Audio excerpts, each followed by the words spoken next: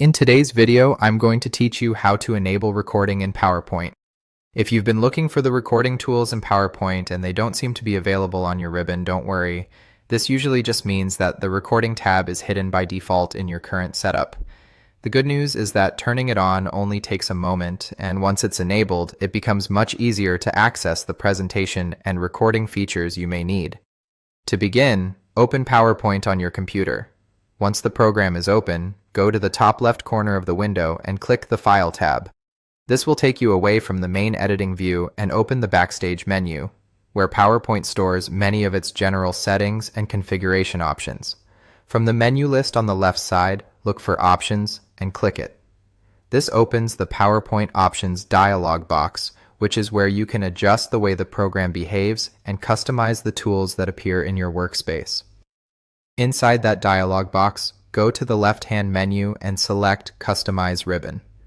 This section allows you to choose which tabs are visible across the top of PowerPoint, so if a feature seems to be missing, this is often the first place to check. Now move your attention to the right-hand side of the window.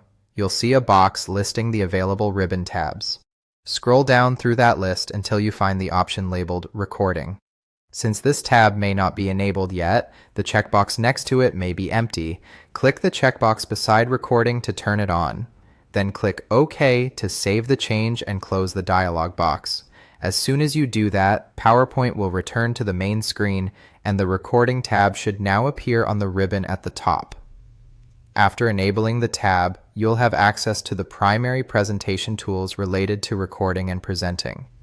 This can make it much easier to manage the features you need when preparing narrated slideshows or working with presentation delivery tools.